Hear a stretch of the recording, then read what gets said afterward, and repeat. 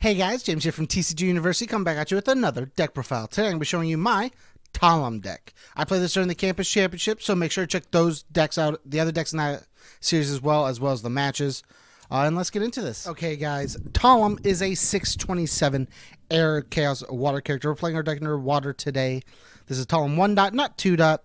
She has two abilities. E, destroy one foundation. Your next check to play a card gets +1. We're mainly playing our deck around that ability. It's also playable while committed, which is really nice. And then respond after a multiple copy of your attack resolves. Add it to your hand. Add one card from your hand to your card pool face down.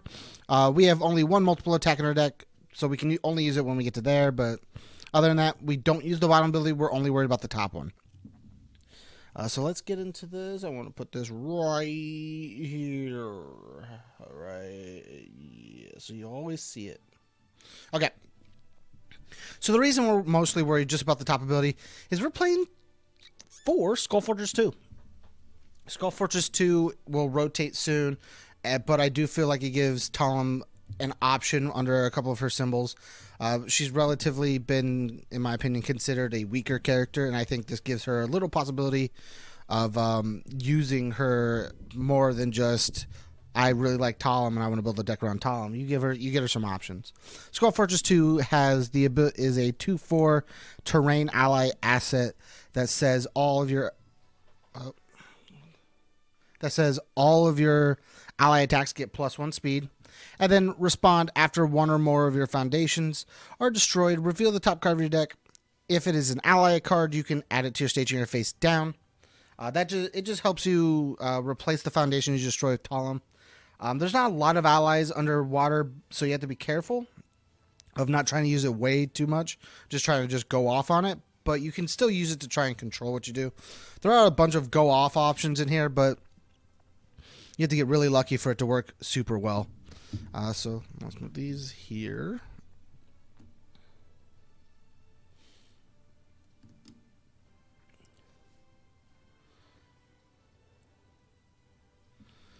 Okay. Next we have 2 Fiddlesticks. It's an ally asset underwater as well. It's a 2/5 E, twice per turn, destroy one ready foundation, draw a card, which is really cool. We destroy something, replace it with Skull Fortress if we can, and get to draw a card, which is really nice. And then E, once per turn, add one card from your momentum to your top of your deck. We can use this in one of 2 ways. Either just use it to draw something with Fiddlesticks, like the normal way you would do it, or you use it to make sure you absolutely trigger with Skull Fortress. Almost anything that goes to our momentum is going to have ally on it, because that's all of our attacks. So if you wanted to, you can add an ally to the top of your deck, destroy something with Fiddlesticks. Skull Fortress activates, you can put that ally you put on top into your staging area so it replaces itself, and then draw a random card. So depending on what you're trying to draw, like if you need a block or something, that can really help. We have 4 Capsule Zap. Capsule Zap is a 2 low for 3 diff, 3 control. Ally, of course. E, add 1 ally foundation that you can normally play from your staging area, from your discard pile to your staging area. It just says build any ally foundation we want from our discard pile to our staging area, which is basically a +1 foundation, and then we can use the ally foundations to do other things with them, destroy them, get their abilities and whatnot. We can do all that cool stuff, but basically getting a +1 foundation on a nice little poke attack is really nice. 4 Kickback Crescendo. Kickback Crescendo is a 4 mid for 3 ally attack. E, commit 1 foundation. This attack gets +3 speed. So we commit something, give it 3 speed. It gets a 1 speed from Skull Fortress, making it a 8 for 6.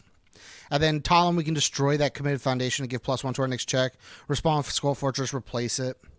And then at Deadlock, you can make your opponent you can destroy 2 of your opponent's foundations as well, which just means our opponent is not allowed to get to Deadlock versus us, because we'll just destroy the cool cards.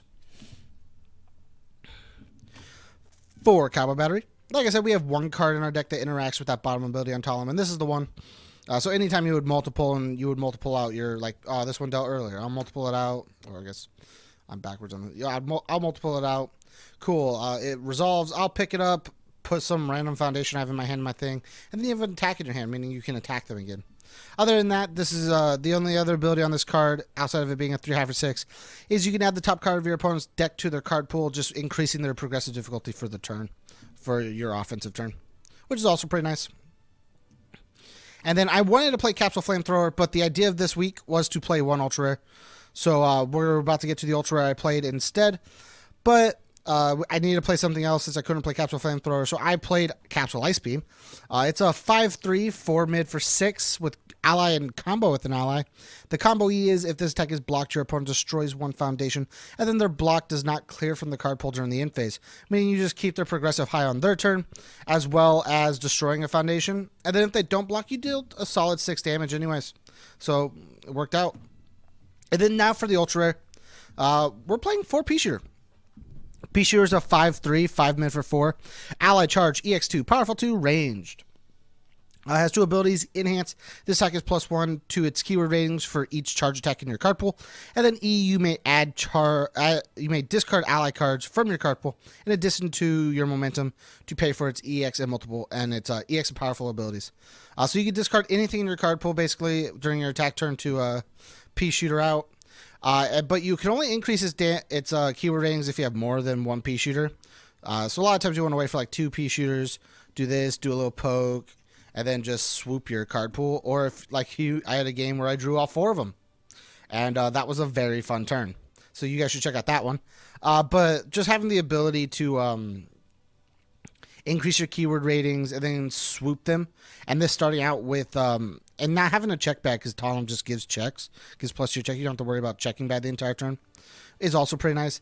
And then just getting to clear your card pool just makes it super nice. Because like you can, if you were able to draw a bunch, you can clear your card pool, play more cards, and just kind of help you out. We have 4 premeditated attackers. So we're moving on to the foundations. We're going to talk about the ally foundations first, and then we'll get to some other stuff. 4 premeditated attack. It's a 2/5, 3 mid block that says after it's destroyed as a static, it gets to look at the top card of the deck. If it's an ally, we can add it to our stationary face down. And then, so basically the way it works is if this is destroyed, you do that ability first, and then you check with Skull Fortress and do it again. So if this is ever destroyed, you get the possibility of getting 2 foundations instead of just the one off Skull Fortress, which is really cool. We have 4 Dr. Wily's Challenge. This is when it's destroyed, you can either give 2 damage to something or -2 speed to something. So either you make something hit harder or you make something easier to block. Hitting for damage is really what the deck needs. So like I wish I could play this more cards of these, but you know, it happens. Then E commit your ally attack gets +2 damage as well. This just means that we're buffing attacks, and then when it's ever destroyed, it gets +2 speed or -2 speed to something, and then like replaces itself with Skull Fortress, so you don't have to worry about it. And then the last ally card in our deck is Tale of Nine Sorrows. This is the only other ally foundation in water. I didn't want to play any off symbol stuff because of Talim herself has no way of playing them, so she can't get rid of them for anything easily. So it's just not worth it. So Tale of Nine Sorrows is a 3/5, 3 mid block ally foundation. E flip if there are 9 or fewer cards left in your deck. Your next check to play a card gets +9.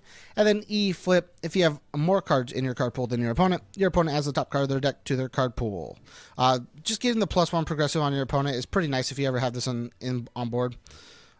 If not, it's just a cool ally card you could trigger off the top with Skull Fortress to make sure you don't lose foundations while using Talim. Onto our things that interact with the fact that we get face downs. We're playing 2 Fast Learner. Fast Learner is a 3/4, 1 mid block. We mainly play for the R remove, destroy 2 face down foundations. After your opponent plays an attack with 3 or more keywords, I add it to their hand or I get to commit their character.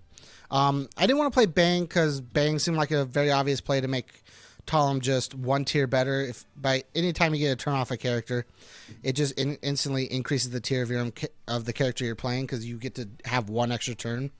And I just find that it's a little cop-outy. Like it's a cop-out move. So I think this interacts with our character and does similarly the same thing. So I figured this would be a better play. And we're only playing 2 of it because it is harder to get off. They have to have 3 keywords. We have to have 2 or more face downs. It has a bunch of conditions. But I still think it had a place in this deck. I never got to play it, but I really think it has a good place with this style of deck. And then the other ability is respond after your opponent reduces the speed of your attack. It gets +6 speed. Basically, if my opponent tries to mess with my speed, I buff it. We have 3 light it up. I'm about to get lit.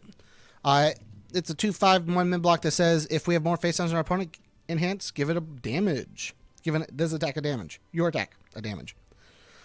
Basically, we're going to get a lot of face downs, hopefully. So, we'll probably have more than our opponent. And then the key idea is to just make sure we get damage on our attacks. Like I said, our attacks some kind of lack damage, so having that is really nice.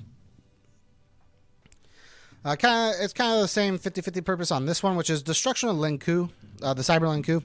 It's a 1/5 2 high block that says destroy a face down to give -2 speed +2 damage. We can either destroy a face down to block something better, or if we know we're going to push through some damage, to give something damage. And then getting the option to replace the card is also very nice. With Skull Fortress, obviously. 1 Generous Gambler. It's destroy a face down for +2 speed or -2 speed, which is really nice. Trigger Skull Fortress, you know. 2 Despise All Evil. It's a 2/5 3 high block that says we can destroy a committed foundation, and then our opponent commits one card in their staging area, asset, character, stuff like that. Anything in their staging area, they have to commit it. It does say committed, but all of our attacks, but the where is it? All of our attacks, but our capsule zap are all 5 diffs. So most likely we're going to commit a couple cards during the turn, so we don't have to worry about it. 2 Mysterious Mr. X. There's just discard a card we can't play in our hand. We don't have enough. We don't have, like, it's a foundation on our attack turn. We don't need it. Get rid of it to play a foundation from our discard pile to our staging area, destroy itself. Basically, the idea is one of the only two cards you really want to play with most of the time is I'll discard a card, play a premeditate attack. This will destroy itself. And then, premeditate attack triggers. I'll check the top. As an ally, I'll flip it in. Skull Fortress, I'll flip it in. And you built 2 off of that. One of the other options we can play is Destiny Awakened. I wanted to play this card because I felt like the deck needed something else. This card destroys itself. It's one of the last couple of cards that don't directly interact, but help out the deck in its style. Destiny Awakened, we only play for the destroy 1 foundation. After this card is added to your staging area, gain 3 vitality. We just play it to kind of gain, keep Talim out of the danger zone. She may be a 627, but she can get hit really hard. She doesn't have a lot of good defensive pieces with this deck. I have it mostly just geared towards trying to get the ally engine to run, because it's not as easy to run as it would be with other symbols. But Mysterious Mr. X can bring this in, and then this trigger, you can trigger this before Mr. X resolves. Destroy this for 3. Mr. X will fizzle, and then you trigger Skull Fortress, and you just get to do all the cool stuff still, which is pretty nice. And being a 30 life character just by activating one of these is pretty nice. It's nicer than being a 27 life. Then on to the last 2 cards. We have 1 God of Thunder. God of Thunder just says destroy a foundation, trigger Skull Fortress, of course, and then ready 1 foundation that has not been ready this combat phase. Just helps out if we're checking bad. It can also give 2 damage by committing itself, which is also good.